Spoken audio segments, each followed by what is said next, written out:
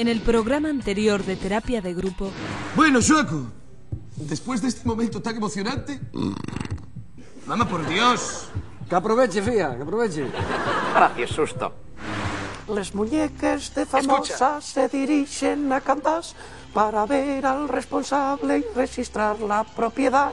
Y la cuenta queda seca cuando pagues la hipoteca, un Euribor castrón. ¿Qué es más fácil entubar? ¿Escuchar Bisbal o que te pongan una copa de garrafón? Es más fácil escuchar Bisbal que te pongan una copa de garrafón. Pero tampoco vas a escuchar a Bisbal, o sea que... Aquí empieza el programa que todos imitan.